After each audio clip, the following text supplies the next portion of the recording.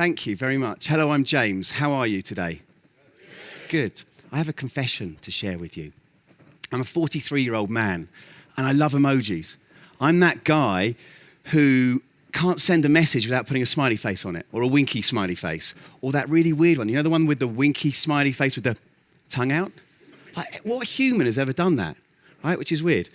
I'm going to do a bit of a spoiler here and tell you what I'm going to talk about. And it's a story about my grandfather and some inspiration that he gave me in my life. And I bet each of you have got somebody in your life who's inspired you, one of your ancestors. Maybe it was Aunt Agatha or Grandpa Joe or your hockey teacher, or maybe, you know, somebody in the church or a neighbor or something. So what I thought we'd do, you're going to play with me here, right? I'd like you to think of that person, your person, who inspired you. Can you do that now? Feel free to close your eyes if that helps. Always helps me to think. And then what we're going to do on the count of 3 is we're going to say the name of that person out loud. You with me? Okay, so to make this a little bit more, because I want you to say it loudly and with pride, can we all stand up? Thank you. Sometimes I have to really push people to stand up, so I appreciate that. You're a good audience. Okay, so on the count of 3, and I'm going to say mine, which is just Grandad, but I don't want to hear my voice. I want you to say it with real pride with this person. Are you ready? Somebody say yeah. Yeah, all right. Okay, 1, 2, 3, Grandad. All right. Sorry, what was yours? I heard something really interesting over there. Madam, yes, in the jumper. I said Grandpa. You said Grandpa. Okay, great. From over this side. Sir at the back. Steve, my father. Steve, my father. Great. Okay, thank you, everybody. If you'd like to sit down now.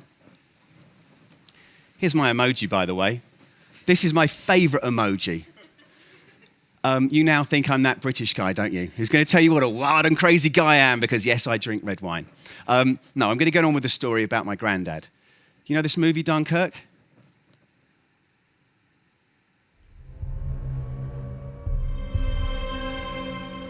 What has happened is a colossal military disaster.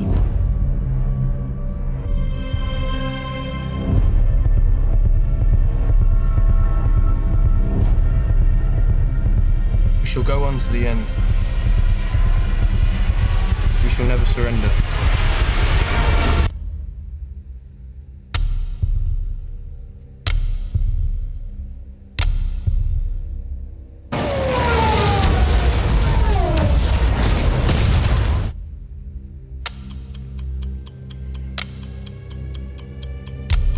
The call went out. We have to go to Dunkirk.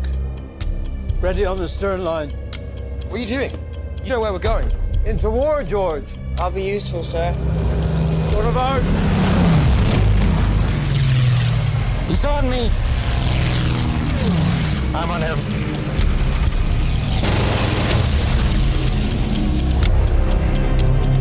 The ship's about to leave. Time to go.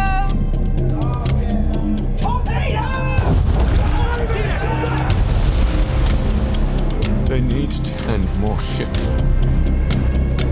Every hour the enemy pushes closer. They've activated the civilian boats. Civilians? We need destroyers. Where are we going? Dunkirk. I'm not going back. We go there, we'll die. You're weekend sailors, not the bloody Navy. You should be at home. There's no hiding from this, son. We have a job to do. Turn it around! We shall fight on the beaches. We shall fight on the landing grounds. We shall never surrender. We shall never surrender. We shall never surrender. Where's the bloody Air Force?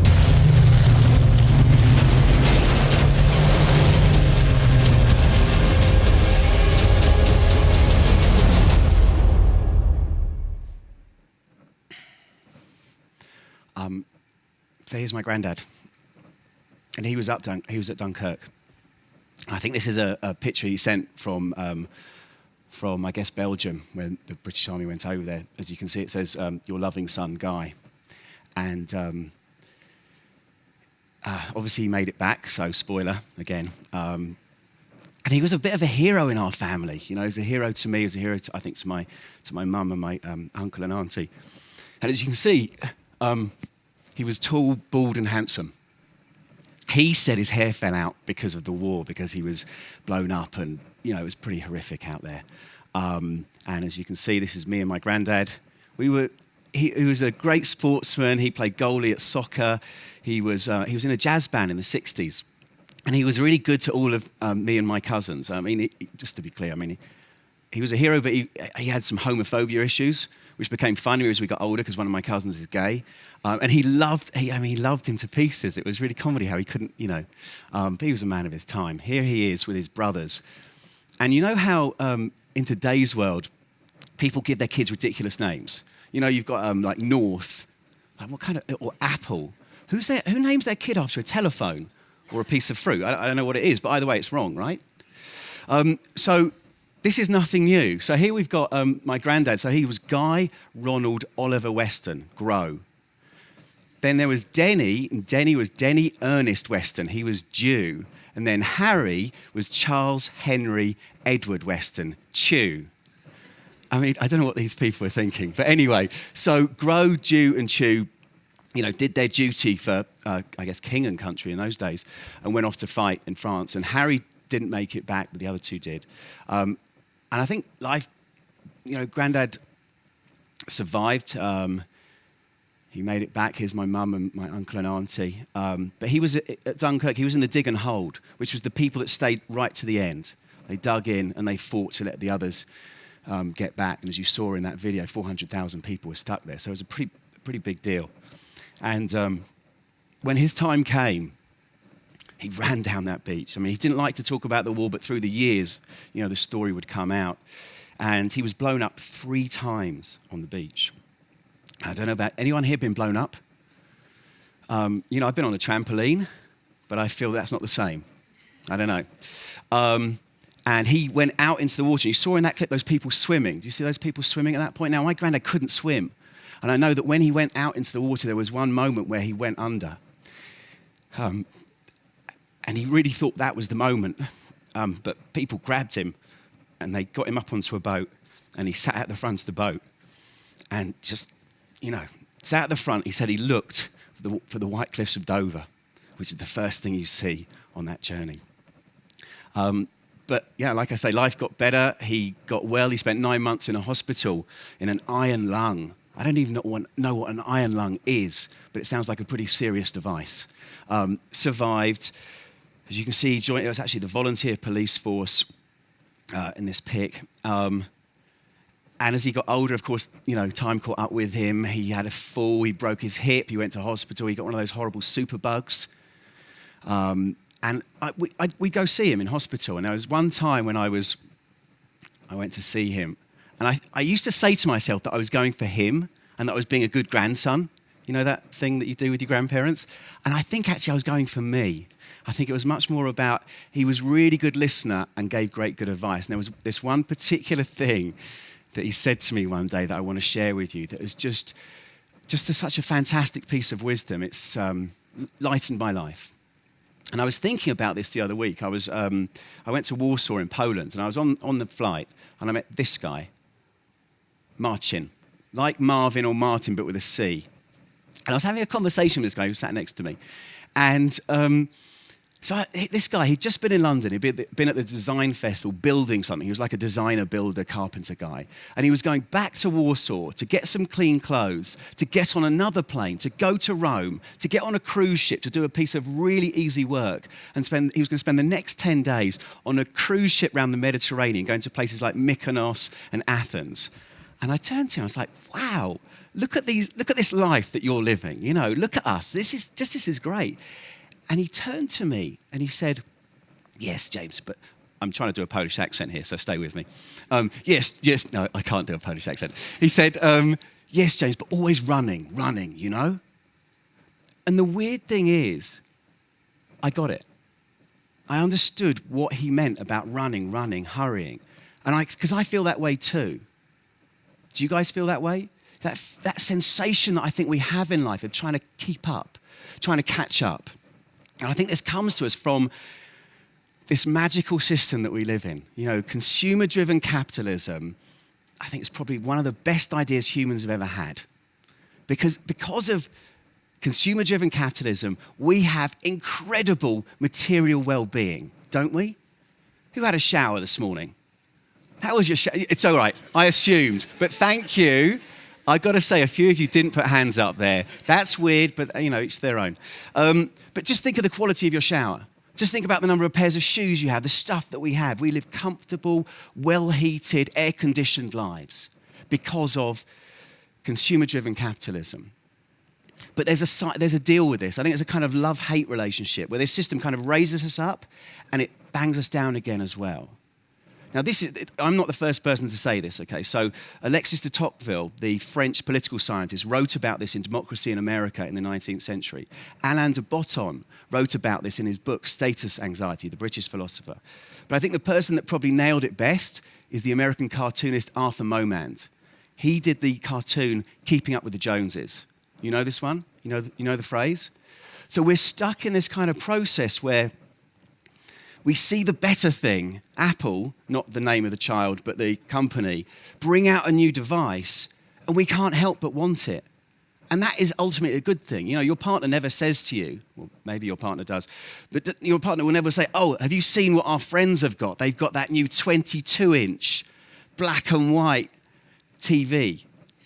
We should get one too. You don't see that. You see your friends with their 45-inch TV or their bigger SUV or, oh, wow, they've just been to Florida for the weekend or they're going to Europe this summer. And we see this better life that's possible for us all. And I want to show you something. This is from a guy in 1929. He worked for General Motors called Charles Kettering. If everyone was satisfied, no one would buy the new thing because nobody would want it. You must accept this reasonable dissatisfaction with what you have and buy the new thing or accept hard times. It's an incredible innovation that was created in this era. And we're the lucky recipients of dissatisfaction. But do you see my point, how it's kind of good for us but also bad for us? And that's worked really well through the 20th century, and then this came along. Now before, if you went home, you were shielded from the fact that your friends might have a bigger, better car than you. And everyone was doing something interesting. But now, we're all on this all the time, aren't we? We've all got mobile devices and we check, who here checks their email or checks their phone before they speak to their spouse in the morning? Okay, yeah, I do too. It's terrible, isn't it? And isn't that wrong? I came across this statistic that 10% of people check their phones during sex. Just to be clear, this was done by two respected psychologists in the States. It's quoted, it's been in The Economist. So I just want to check here. Who checks their phone during sex? I want hands up. Thank you very much. Okay, so here's my question to you. How is that possible? It's all right, don't have to answer that. You can do your own thinking. But this is the thing about Facebook and social media and all these devices. We are so connected, but it means constantly we're able to know that our friend is in New York for the weekend. We're able to know that this guy from London has gone to Utah and gone horse riding in the mountains of Utah. Because we see always on Facebook people doing really interesting, exciting things. So while we live in this amazing time, somebody like Marcin, someone like me, and so many millions of other people have this sense that it's kind of great, but we're trying to keep up, and we're kind of struggling with that. That's why that emoji really kind of works for me, because it's kind of like a protective thing. I'm going to come back to my granddad, because if you were to think about your person, forget my granddad for a moment, but your person that you spoke out loud, think about the life they've lived. Think about what life was like for them. Do you think it was as easy as your life? So my granddad's life got better. Here he is with my other granddad on a holiday. And as I say, eventually ended up in hospital. I went to see him. And I went to see him this one particular day. It will always stay with me. And I said to him, Granddad, I've got a problem. I'm going bald. Pointed to my head, hair coming out. And without a beat, he turned to me and said, Son, you think you've got a problem? I've got a grandson going bald. That's why I like this emoji.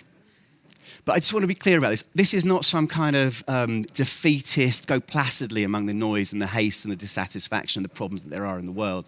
This is much more positive. It's a reminder that what matters isn't, the stuff that somebody else has got or the life they're living. It's not what this guy's got, what that girl's got, what they're doing. It's what's here right now, what we're actually doing. It's a reminder that despite the sham, the drudgery, the Donald, the bias, the racism, the news that you come across that tells you about the terrible things that are happening in this world, that despite all that, it's an amazing place that we live in. And it's an amazing time to be alive. Infant mortality is dropping in terms of the children surviving, just to be really clear.